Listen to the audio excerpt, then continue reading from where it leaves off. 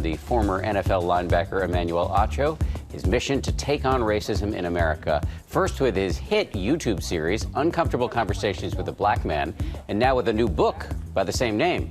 I spoke to him about all of this overnight, and he answered some of your questions.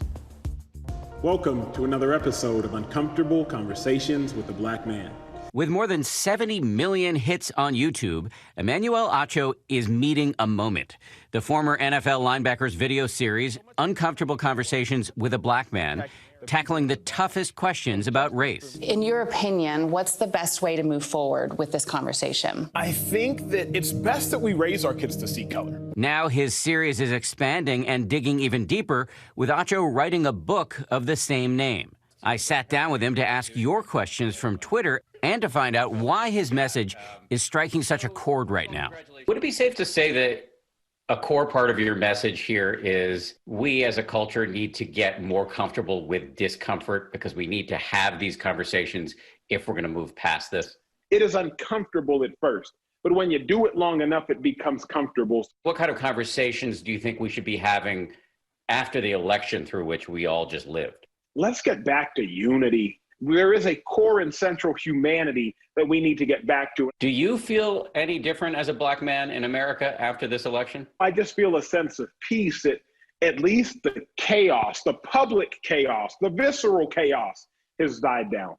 There is quite a bit of debate around this question of white privilege. In particular, I know you've heard from folks who are white and don't feel privileged at all because they may have grown up economically disadvantaged. White privilege is not saying your life hasn't been hard.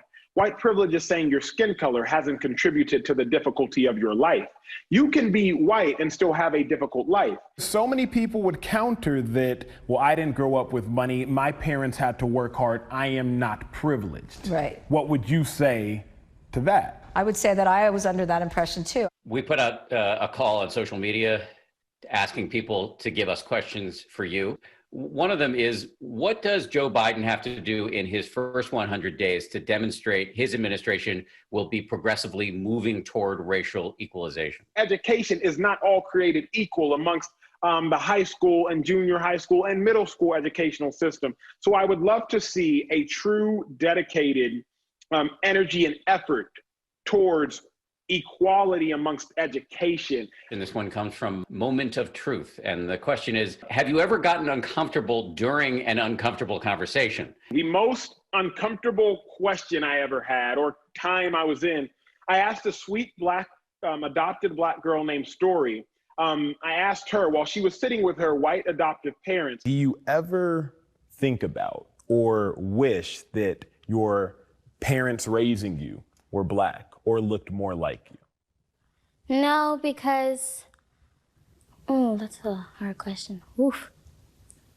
Take your time.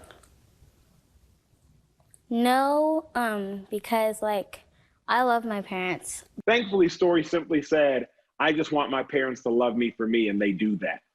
So the tension immediately left. How optimistic are you going forward? I can take hope in the fact that people of all ages, of multiple races, are still opening up their mind and trying to bring forth reconciliation.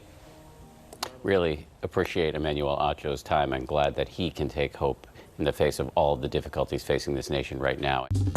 Well, hey there, GMA fans. Robin Roberts here. Thanks for checking out our YouTube channel. Lots of great stuff here. So go on, click the subscribe button right over here to get more of awesome videos and content from GMA every day, anytime. We thank you for watching, and we'll see you in the morning on GMA.